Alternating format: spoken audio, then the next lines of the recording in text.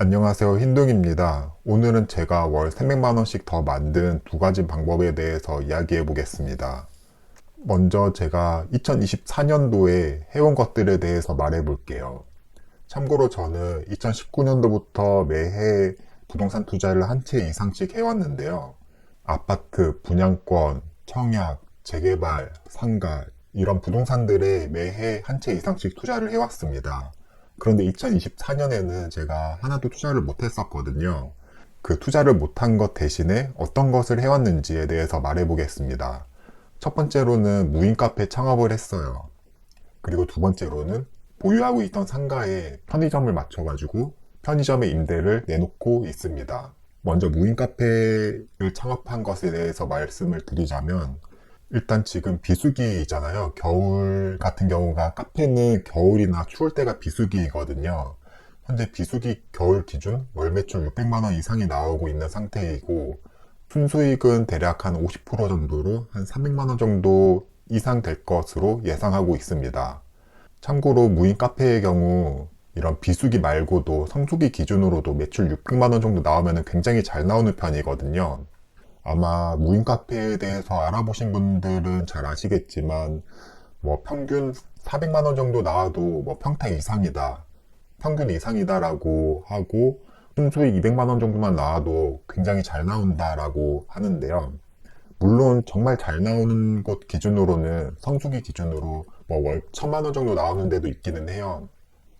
하지만 비수기 기준으로 월 매출 600만원 이상이다라고 한다면은 최소한 상위 10% 안에 들어가는 무인 카페다라고 할 수가 있어요. 그리고 지금 무인 카페를 창업한 지 한 3, 4달 정도가 됐는데 꾸준하게 월 매출 600만원 이상씩은 계속해서 나오고 있는 상황입니다. 그리고 두 번째로는 보유하고 있던 상가에 편의점을 맞췄어요. 보통 상가의 경우 가장 이제 임대인들이 맞추고 싶어 하는 업종 같은 경우가, 일단 뭐 스타벅스, 다이소, 올리브영 이런 경우는 워낙 대형 평수를 가지고 있어야 하고, 또 그런 목 같은 것도 워낙 좋아야 하기 때문에 좀 예외로 하고요. 가장 임대인들이 맞추고 싶어 하는 업종 같은 경우는 파리바게트, 그리고 베스킨라빈스, 아니면은 뭐 뚜레쥬르, 이런 프랜차이즈, 좀 안정적이고 주변에 많은 사람들이 이용할 수 있는 그런 브랜드가 있는 그런 곳을 되게 선호를 하거든요. 이런 뭐 파리바게트나 베스킨라빈스 이런 곳을 뭐 A급 브랜드라고도 하고요.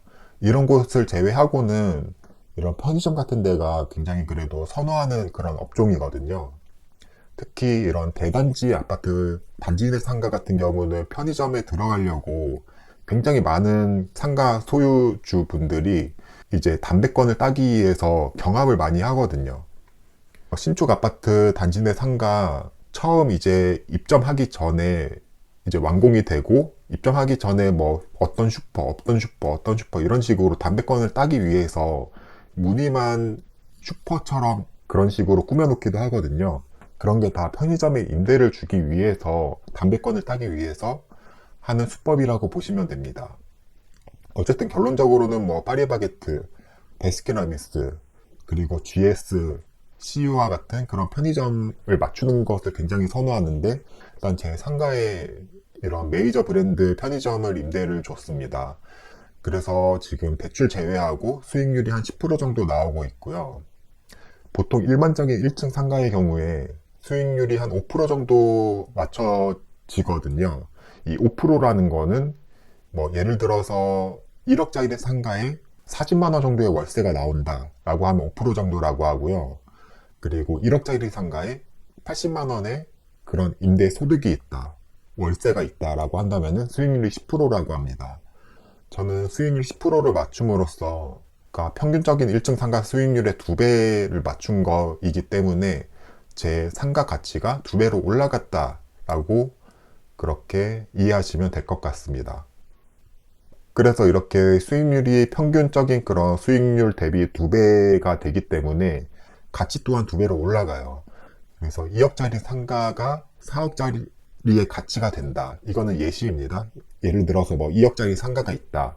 이 2억짜리 상가의 평균 수익률은 5%인데 만약에 내가 10% 수익률을 10%로 맞췄다라고 한다면은 4억 정도의 가치를 가지게 됩니다. 그러니까 2배의 가치를 가지게 된다라고 보시면 됩니다. 이렇게 편의점 임대를 맞춤으로써 직장인 월급 수준의 임대소득이 나오고 있습니다. 이거는 이자 제외하고도 이 정도가 될 것 같아요. 이렇게 2024년, 그러니까 작년이죠. 작년에는 무인 카페를 창업하고 이런 보유 상가의 가치를 향상시키는 그런 일들을 해왔습니다. 그래서 제가 말씀드리고 싶은 거는 결국에는 시세 차익형 투자도 해야 되고 이런 현금 흐름형 투자도 해야 된다라는 것을 말씀드리고 싶고, 결국에는 우리가 투자를 하는 데 있어서 총 2가지 종류로 나눌 수 있다라고 생각을 하는데요. 첫 번째로는 시세 차익형 투자입니다. 그리고 두 번째로는 현금 흐름형 투자이고, 먼저 시세 차익형 투자에 대해서 먼저 말씀을 드리자면은 우리가 잘 아는 뭐 싸게 사서 더 비싸게 파는 그런 거를 이제 시세 차익형 투자라고 하잖아요. 대표적으로 주거용 부동산인 아파트, 분양권, 재개발 같은 경우가 있겠죠. 뭐 아파트를 5억에 사서 나중에 2년 뒤 혹은 3년 뒤, 뭐 4년 뒤에 7억에 판다. 2억 정도의 시세 차익이 있는 그런 투자라고 할 수 있습니다. 이거는 주거용 부동산뿐만 아니라 토지라거나 일부 빌딩, 뭐 강남의 빌딩이라거나 지식산업센터도 요즘에는 시세 차익형 투자로 많이 하고 있고요. 물론 이런 빌딩이나 지식산업센터 같은 경우에는 기본적으로는 현금 흐름형 투자이기는 해요. 하지만 이런 빌딩, 뭐 지상 같은 경우가 가격이 많이 올랐잖아요. 그래서 월세를 바라보고 하지 않고 이런 시세 차익형 투자로 하는 경우가 최근에는 꽤 많이 있었습니다. 그리고 두 번째로 현금 흐름형 투자를 보면요. 대표적으로 이런 상가 같은 경우가 있죠. 뭐 집 앞에 있는 아파트 단지 내 상가라거나 아니면은 중심 상권에 있는 그런 프라자 건물에 있는 구분 상가라거나 이런 상가 같은 경우에는 어느 정도 이상의 월세가 나오면은 이제 수익률이라는 그런 이름으로 뭐 5%, 6% 이런 식으로 수익률이 있고요. 그리고 월세가 뭐 50만원, 100만원, 200만원 이런 식으로 월세를 바라는 투자를 현금 흐름형 투자라고 합니다. 뭐 상가뿐만 아니라 월세를 받기 위한 소형 아파트라거나 오피스텔 같은 경우도 현금 흐름형 투자라고 할 수 있어요. 결국에는 월세를 받는 것이다. 이렇게 이해하면 될 것 같고, 뭐 1억 정도의 이런 상가를 사서 50만 원의 월세가 나온다라면은 6%의 수익률이 나오는 그런 현금 흐름형 자산이다. 이렇게 표현할 수도 있을 것 같습니다. 그리고 이런 무인 사업이라거나 공간 대여 사업 이런 것도 어떻게 보면 투자의 하나라고도 생각을 하는데요. 무인 사업을 할 때도 투자금이 들어가잖아요. 뭐 임차 보증금이라거나 아니면 인테리어 비용, 그리고 각종 시설, 장비, 소품 이런 비용 같은 게 들어가고, 그런 투자금 대비해서 얼마의 그런 사업 수익, 이 투자한 것 대비 얼마의 수익이 있냐 이런 것에 따라서 수익률이 정해질 수도 있습니다. 그래서 이렇게 시세차익형 투자와 현금 흐름형 투자 두 가지로 나눠봤고요. 그러면은 제가 이전에 이 두 가지를 병행해야 된다라고 말씀드렸잖아요.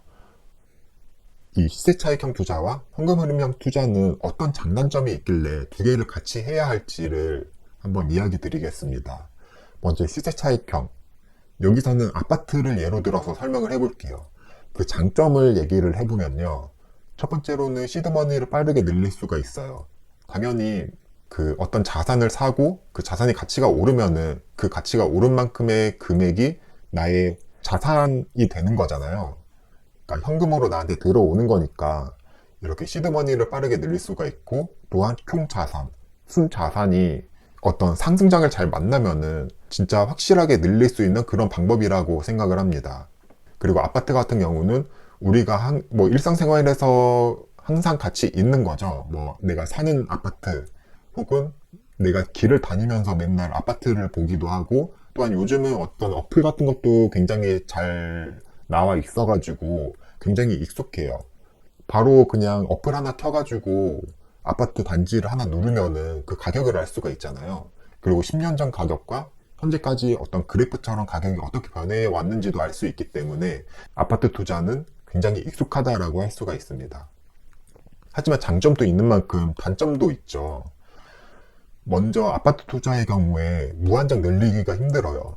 지금은 취득세, 보유세, 양도세가 아직도 규제가 있기 때문에 취득세 같은 경우에는 이제 두 채를 투자를 하고 그 이상을 투자를 하려면은 일단 세금만 8%, 12% 이렇게 내야 하기 때문에 무한정 늘리기가 정말 힘듭니다. 물론 뭐 공시 가격 1억 이하의 그런 아파트를 산다면은 이런 취득세는 회피를 할 수가 있겠지만 또 뭐 보유세도 있고 종합부동산세도 있고 그리고 양도세도 중과가 또 되잖아요. 뭐 지금은 유예되긴 했지만 어쨌든 비과세가 아닌 뭐 양도세 같은 경우에도 계속해서 어떻게 규제를 바꿀지도 모르고 그런 상황이기 때문에 조금은 불안정한 감이 있다라고 보시면 될 것 같아요. 어떤 정책의 영향에 많이 받는다라고 보시면 될 것 같고요. 그리고 이게 가장 큰 것 같은데 이 매도 시기와 그 매도 가격을 내가 결정할 수 없어요. 이 매도 시기를 내가 결정할 수 없다라는 말은 이제 아파트 같은 경우에는 내가 실거주를 하면은 뭐 괜찮겠지만 전세를 주거나 월세를 주고 투자를 하는 경우가 많이 있잖아요. 그런데 요즘은 이런 세입자가 있는 상황에서 매도를 하려면은 정상적인 그런 아파트 가격보다 더 저렴하게 매도를 해야 된다라는 말이에요. 뭐 저렴하게 그냥 뭐 가격을 확 깎아가지고 매도를 하면은 크게 상관은 없겠지만 제 가격에 팔고 싶으면은 세입자를 어떻게 내보내고 공실로 만든 다음에 이제 실거주자가 바로 들어올 수 있게끔 세팅을 하고 매도를 하는 게 좋단 말이에요. 하지만 요즘은 전세 뭐 2년 그리고 계약갱신까지 써가지고 4년까지 세입자가 살 수 있기 때문에 4년 동안 내가 팔지를 못하는 경우가 있어요. 그래서 매도 시기를 일단 내가 결정을 할 수가 없고 만약에 2년 뒤에 내가 팔 수 있는 그런 상황이 생겼어요. 그런데 그런 상황이 생겼다라고 하더라도 그때 그 부동산 시장 상황이 어떻게 될지 모르고 가격 또한 어떻게 될지를 내가 알 수가 없습니다. 그래서 매도 가격을 내가 정할 수 없기 때문에 이게 앞으로 어떻게 될지가 불안정한 그런 게 있어요. 그러니까 내가 팔고 싶어도 그 시기를 내가 결정할 수가 없고 가격 또한 내가 결정할 수 없기 때문에 이거를 정확하게 언제 내가 팔겠다 이런 거를 딱 정해 놓을 수가 없습니다. 이게 시세 차익형 투자, 아파트 투자의 단점이다 라고 생각을 합니다. 그래서 우리가 현금 흐름 투자도 해야 하는 이유는 이렇게 네 가지로 나눠 봤는데요. 첫 번째로는 안정적인 현금 흐름으로 미래 소득을 예측할 수가 있어요. 이 말이 무슨 말이냐 하면은 일단 뭐 내가 상가 월세를 받는다라고 하면은 한 달에 100만 원이 나와요. 1년에 1200만 원이 나한테 들어오는 거잖아요. 그러면은 뭐 대출이자 이런 거는 일단 제외를 할게요. 1200만 원이 들어오면은 3년 뒤에는 3600만 원이 나한테 들어오기 때문에 그 3년 뒤에 내가 어떤 걸 할지 그리고 만약에 지금 내가 어떤 자산을 샀다라고 한다면은 3년 뒤에는 3,600만 원을 내가 그 자산에 대출을 갚을 수 있다. 이런 거를 예측을 할 수 있습니다. 그래서 앞으로 내가 투자를 하는 데 있어서 더 안정적으로, 더 예측 가능한 그런 범위 내에서 투자를 할 수가 있고요. 두 번째로는 저축을 더 많이 할 수 있어요. 그러니까 이것도 예를 들어 보면은 월소득 300만 원인 직장인이 있는데 이 직장인은 한 달에 200만 원을 써요. 그러면 한 달에 100만 원을 저축하는 거잖아요. 하지만 월세가 300만 원이 더 들어와요. 그러면은 내 월급 300만 원에 월세 300만 원. 그러니까 총 수입은 600만 원이 되겠죠? 여기서 지출은 200만 원이니까 총 400만 원을 매달 모을 수 있는 거잖아요. 이전에, 그러니까 월세가 없던 그런 때에 대비해서 그때는 이제 100만 원만 수익인데 월세 300만 원이 추가가 되면서 지출은 그냥 똑같고 수익이 400만 원이 되니까 총 수익은 100만 원에서 400만 원으로 늘어나게 되는 거죠. 그러니까 저축액이 4배로 더 늘어나게 되는 겁니다. 이렇게 저축을 더 많이 할 수 있다라는 장점 하나가 더 있고 또 세 번째로는 아파트 시장의 불안정성을 해치할 수 있어요. 내가 만약에 아파트만 10채를 투자했다라고 하면은 요즘은 아파트 시장이 뭐 지금은 수도권이랑 지방이랑 조금은 분리됐다고 하지만 어떤 특정한 사건이 있다면은 예를 들어서 2022년에 금리를 갑자기 급격히 올리니까 지방 아파트든 서울 아파트든 수도권 아파트든 다 하락을 했잖아요. 이렇게 아파트 시장 같은 경우에는 전체가 다 오를 수도 있고 전체가 다 떨어질 수도 있기 때문에 뭐 물론 다 오르면 좋겠죠. 하지만 다 떨어지는 경우도 있기 때문에 이런 불안정성을 이런 위기를 해칭을 할 수가 있어요. 이런 현금 흐름이 계속 나오는 어떤 자산이 있다면요. 어차피 아파트 시장과는 따로 그 어떤 상가라거나 뭐 월세가 나오는 그런 현금 흐름형 자산에는 계속 월세가 나오기 때문에 이 아파트 시장과는 분리해서 별도로 볼 수가 있다라는 말이죠. 그리고 네 번째로는 경제적 자유란 저는 일을 하지 않아도 현금 흐름이 나오는 거라고 생각을 하거든요. 이런 관점에서는 현금 흐름형 투자를 세팅을 해야 진정한 경제적 자유를 달성할 수 있다라고 생각을 합니다. 만약에 내가 아파트만 뭐 5채, 10채 이렇게 있다라고 하면은 그 아파트가 물론 가격이 올라가지고 그 실현 수익을 하면 좋겠지만 그렇게 하지 못하는 경우도 있단 말이에요. 뭐 물론 떨어질 수도 있고 이거를 내가 팔고 싶다고 해서 바로 팔 수도 없고 그리고 어떤 거를 팔아서 수익이 났다라고 해도 어떤 그 한 번에 돈이 많이 들어오기 때문에 이 돈을 또 다른 투자물에 또 투자를 하고 이런 경우가 되게 많아요. 그래서 매달 나오는 그런 현금 흐름 같은 느낌이 전혀 나지는 않거든요. 이 아파트 투자를 하다 보면요. 하지만 이런 월세가 나오는 현금 흐름형 투자를 하다 보면은 일을 하지 않아도 매달 따박따박 나오는 그런 월세가 있다 보니까 일단 내가 일을 하지 않아도 내가 월급을 받는 것처럼 내 일을 하고 월급을 받는 것처럼 내가 일을 하지 않아도 나오는 어떤 월급 같은 그런 현금이 있다라는 게 진정한 경제적 자유를 이루는 출발점이 된다라고 생각을 합니다. 그래서 제가 했던 무인 카페와 임대업에 대해서 말씀을 드리자면 장점과 단점을 말씀드려 볼게요. 먼저 무인 사업의 장점은 투자금 대비 더 높은 수익률을 얻을 수가 있어요. 뭐 인테리어 비용이랑 머신값 이런 거를 다 해서 예를 들어서 한 6천만 원을 투자를 했다라고 해볼게요. 그리고 한 달에 순수익이 300만 원이 나온다라고 하면은 원금 회수 기간, 투자한 그 금액을 회수하는 그 기간은 2년이 채 안 되겠죠. 그래서 투자금 대비 높은 수익률을 얻을 수가 있습니다. 하지만 단점으로는 어쨌든 내 손이 더 많이 들어가요. 그러니까 초기 세팅이라거나 지속적인 관리가 필요하기 때문에 조금 더 번거로운 일들이 많이 생깁니다. 이것도 어쨌든 무인이라고는 하지만 사람 손이 갈 수밖에 없잖아요. 뭐 매일 관리를 해주는 것은 물론이고 조금이라도 더 매출이 잘 나오게끔 하려면은 어떻게 해야 되는지 그런 고민하는 과정도 계속해서 필요하기 때문에 지속적으로 어떤 관리를 해주는 게 필요합니다. 하지만 임대업 같은 경우에는 조금 다르죠. 일단 임대인은 임차를 맞추고 나면은 뭐 해야 될 게 거의 없어요. 그러니까 세금 계산서 발행하는 그런 정도? 아무것도 안 해도 월세가 입금이 되고 이제 세입자가 열심히 장사를 해서 그 장사를 하는 그 공간에 대한 대가를 저한테 지불을 하는 거죠. 그렇기 때문에 임대인은 크게 뭘 안 해도 월세가 입금되기 때문에 이런 지속적인 관리라거나 번거로운 일들이 거의 없다라고 보시면 됩니다. 하지만 단점으로는 투자금 대비 적은 수익률이죠. 뭐 무인 사업과 반대다라고 보시면 돼요. 보통 6% 정도의 수익률로 1억을 투자하면은 한 달에 50만 원 정도의 수익이 있다라고 보시면 될 것 같아요. 그리고 임대업 같은 경우에는 잘하면은 이건 장점이 될 수 있겠죠. 내가 가지고 있는 상가의 가치가 상승을 할 수가 있어요. 하지만 못하면은 자산 가치가 하락할 수도 있습니다. 뭐 이거는 비싸게 주고 사는 경우가 있겠죠. 이제 조금 더 중요한 내용을 말해보자면요. 무인 카페의 핵심은 무엇일까요? 그 핵심은 많이 들어보셨겠지만 입지인데요. 이 무인 카페의 입지는 아파트 그리고 상권과는 다르게 봐야 해요. 이게 무슨 말이냐? 아파트 같은 경우에는 그 서열이 다 정해져 있잖아요. 강남 아파트가 가장 좋고 그 다음에 마용성이라고 불리는 마포, 용산, 성동구 아파트가 좋고 그 다음은 뭐 동작구, 강동구 이런 곳에 있는 아파트가 좋고 이렇게 입지와 가격의 서열이 다 정해져 있어요.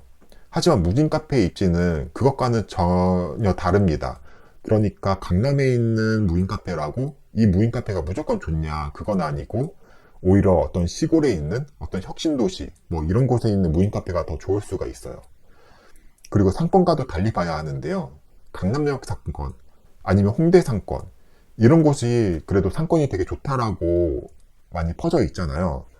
그런 곳에 있는 무인 카페가 다 좋냐 그것도 아니라는 거예요. 오히려 어떤 지방에 있는 지방 소도시에 있는 무인 카페 입지가 더 좋을 수도 있어요. 그래서 무인 카페의 경우 저렴한 아파트 그리고 안 좋은 상권에서 오히려 더 잘 살 수 있다라는 것을 꼭 인지해야 하고요. 그런 입지는 어떤 것을 봐야 하냐, 이거를 보자면은 주변 세대수, 그러니까 이 카페를 둘러싸고 있는 아파트 세대수가 얼마인지. 당연히 세대수가 많으면은 많을수록 좋겠죠. 하지만 이것도 자세하게 들어가서 보자면요, 주변 세대수가 너무 많으면은 이제 메이저 커피 업체, 뭐 메가커피라거나 백다방, 컴포즈 커피, 이런 저가 커피들이 들어올 수 있기 때문에 경쟁 업체가 잘 못 들어오는 그런 곳을 고르는 것도 좋아요. 그럼 경쟁 업체가 어떻게 하면 안 들어올 수 있냐? 그거는 일단 상가 자체가 별로 없으면 좋고요. 아니면은 세대수 자체가 좀 어중간한 그런 입지가 또 있거든요. 그러니까 뭐 메가커피라거나 컴포즈 커피 같은 경우에는 최소한 2000세대 정도의 그런 주변 세대수가 있어야 들어올 수가 있는데, 예를 들어서 뭐 1500세대다, 1000세대다 이러면은 메가커피나 컴포즈 커피가 들어오기 굉장히 애매하단 말이에요. 그러면은 오히려 무인 카페 같은 경우에는 이 정도의 세대수가 있는 그런 곳에 단지 내 상가에 들어가는 것도 하나의 방법이 될 수 있습니다. 혹은 주변 세대수가 뭐 4000세대, 5000세대 이렇게 되더라도 1층 상가 개수가 얼마 없다면은 이런 뭐 메이저 커피 업체가 하나 들어온다고 하더라도 충분히 무인 카페가 살아남을 수 있는 그런 여유도 있다라고 생각을 해요. 이런 주변 세대와 상가 공급, 그리고 경쟁 업체를 꼭 보고 입지 선정을 하셔야 하고요. 또 중요한 게 그 아파트, 주변에 있는 아파트에 어떤 사람들이 살고 있냐 또한 굉장히 중요해요. 어떤 굉장히 구축, 예전 주공 아파트 같은 데 있잖아요. 소형 평수 위주로 구성된 그런 주공 아파트에 사는 분들은 이제 좀 노년층에 계신 분들이 많이 있거든요. 그런 분들은 아무래도 무인 카페를 잘 이용을 안 해요. 커피 자체를 잘 마시는 경우가 많이 없고요.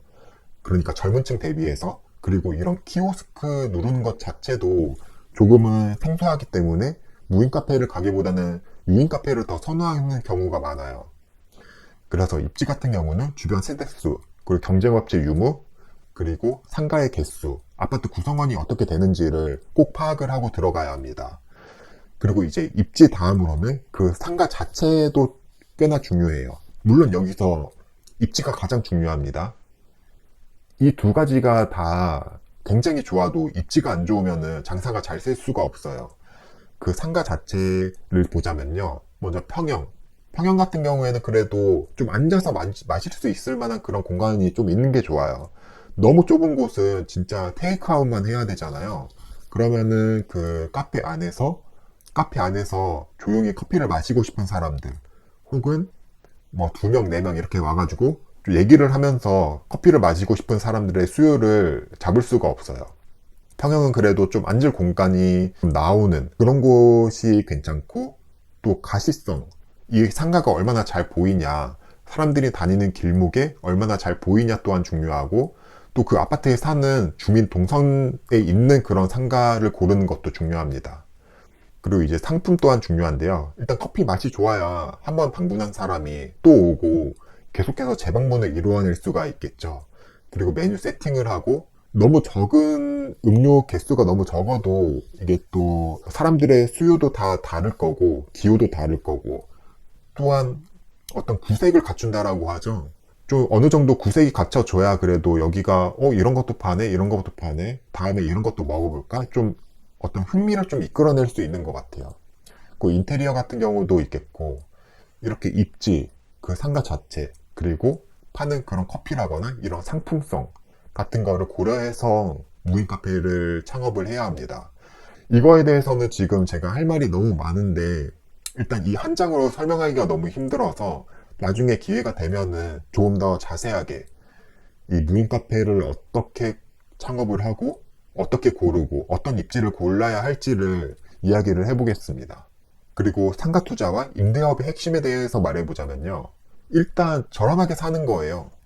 저렴하게 사면은 어떻게든 임차를 맞출 수가 있어요. 우리가 임차를 못 맞추고 공실로 놔두는 이유는 그 상가를 비싸게 주고 샀기 때문에 임대료 또한 높게 내놓고, 그렇기 때문에 상가에 공실이 생기는 거거든요. 하지만 이미 저렴하게 산다면은, 어떤 상가를 저렴하게 사면은 조금 더 저렴하게 임대를 맞출 수도 있잖아요. 그래서 가격 대비 가치를 높이기 위해서는 일단 가격 자체가 낮아야 돼요. 그러니까 싸게 사야 됩니다. 그리고 저렴하게 사는 방법은 금매를 찾는 경우도 있고, 경매나 공매를 통해서 사는 경우도 있고 혹은 단지 내 상가 입찰을 통해서 사는 경우도 있습니다. 저 같은 경우는 단지 내 상가 입찰을 통해서 샀고요. 신축 아파트 단지 내 상가의 입찰에 참여해서 내가 원하는 가격에 낙찰을 받아왔습니다. 그리고 세 번째로는 수익형 부동산이 저렴할 시기에 사는 방법인데요. 금리가 높을 때, 금리가 높으면은 대출 이자가 많이 나오잖아요. 그러면은 이제 상가를 가진 사람의 입장에서는 순수익이 줄어들게 되고 이 상가를 빨리 팔아버리거나 좀 빨리 처리하고 싶은 그런 생각이 드는 시기가 있어요. 예를 들어서 2023년 같은 경우, 지금은 좀 금리가 내려왔죠. 금리가 올라가지고 어떤 상가의 그 수익률이 6%인데 금리가 6%까지 올라요. 그러면은 남는 게 정말 별로 없잖아요. 월세를 받아도 그 월세를 그대로 대출 이자로 내야 하기 때문에. 그래서 수익형 부동산이 저렴한 대출 금리가 높아질 때, 이럴 때 사면은 저렴하게 살 수가 있습니다. 그리고 저렴하게 사기와 상가의 가치를 높이는 방법 또한 있어요. 그 상가의 가치를 높이는 방법은 첫 번째로 월세를 많이 받으면 돼요. 결국에는 수익률에 역산을 해가지고 그 상가의 가치가 평가되기 때문에 월세가 높으면은 매매 가격도 올라갑니다. 반대로 월세가 낮으면은 매매 가격도 내려가고요. 그래서 많은 월세를 받아가지고 상가의 가치를 높이는 방법이 있습니다. 또한 선호 업종을 임차 맞춰서 가치를 높이는 방법도 있고, 이 방법은 제가 앞서 말씀드렸던 파리바게트, 베스킨라빈스, 편의점을 맞춤으로써 조금 안정적인 그리고 우량한 그런 임차인을 맞춤으로써 상가의 가치를 높일 수가 있어요. 이 두 가지 방법 모두 편의점에 해당하고, 저는 여기서 단지 내 상가 입찰을 통해서 저렴하게 사고 편의점을 맞춤으로써 월세를 높게 맞추고 또한 선호 업종이 됨으로써 상가의 가치를 높일 수가 있었습니다. 그리고 이거는 제가 2021년 9월 23일에 작성했던 블로그 글인데요. 지금 3년이 더 넘었죠. 그때 제가 작성했던 이 글을 오랜만에 읽어봤어요. 제목은 안정적인 월 1,000만원 현금 흐름을 만드는 방법, 그리고 앞으로의 계획이 어떻게 되는지에 대해서 적었었던 그런 글인데요. 이때 제가 이야기했던 게 월 1,000만원을 만들기 위해서 임대 사업을 할 거고, 유통 사업을 할 거고, 무인 사업을 할 거고, 미디어 컨텐츠 사업을 할 거고, 그리고 지식 창업과 부동산 투자를 하겠다, 이렇게 이야기를 했었는데요. 여기서 제가 지금 3년이 더 지난 시기에 보니까 이번 빼고 제가 다 하고 있는 거더라고요. 이 스마트 스토어도 제가 관심이 많아가지고 하려고 했는데 결국에는 못하게 됐죠. 이거는 빼고 이야기를 할게요. 첫 번째로 임대사업. 임대사업 같은 경우는 상가 한 개가 아닌 지역을 분산시켜가지고 두세 개의 임대사업을 하겠다라고 했었는데, 지금 딱 맞게 세 개의 지역에서 임대사업을 하고 있습니다. 한 개 지역에 임대사업을 한다면은 아무래도 그 지역에 어떤 변수가 있다라거나 산업이 안 좋아진다라거나 이런 타격이 있을 때 전체가 다 안 좋아질 거잖아요. 하지만 지역을 좀 분산시키면은 조금 더 안정적으로 어떤 임대사업을 할 수 있지 않을까라고 생각을 했었는데, 지금 딱 맞게 하고 있습니다. 그리고 무인사업. 여기 무인 카페 혹은 무인 편의점을 해보려고 한다. 그리고 1번, 임대사업을 하면서 공부한 상가 입지를 활용할 거다. 그리고 무인 사업은 상가 입지가 80%는 차지한다고 본다라고 적어놨는데 정확히 하고 있죠. 무인 카페를 지금 하고 있고, 이렇게 임대 사업을 하면서 상가의 입지에 대한 그런 공부를 했던 것을 활용해서 무인 카페를 지금 하고 있습니다. 네 번째로 미디어 컨텐츠 사업인 유튜브를 하고 있고, 다섯 번째 지식 창업인 강의를 하고 있죠. 이렇게 1번과 3번 부동산 투자를 하면서 경험한 지식과 성공 경험을 컨텐츠화하고 지식 사업으로 연결시킨다. 정확히 제가 하고 있는 것과 일치하는 것을 제가 2021년도에 이렇게 적어 놨었습니다. 그리고 6번, 부동산 투자로 꾸준히 시세 차익을 낸다. 이것도 지금 계속 하고 있는 거고요. 이렇게 제가 3년 전에 쓴 글을 보면서 결국에는 내가 정말 원하고 어떤 것을 하고 싶어 하는 거는 이렇게 글로 적고 계획을 세우고 그걸 잊지 않고 계속 해나가다 보면은 결국에는 이루어진다라는 것을 다시 한번 느끼게 되는 것 같아요. 이거는 저도 결국에는 제가 이렇게 할 수 있을 거다라는 것을 이때도 알았던 것 같고요. 지금까지 월 현금으로 300만 원을 더 만들게 된 두 가지에 대해서 이야기해 봤는데요. 이런 내용들에 대해서 앞으로도 유튜브로 꾸준히 공유를 하도록 하겠습니다. 오늘 내용이 도움이 되셨다면 구독과 좋아요도 부탁드립니다.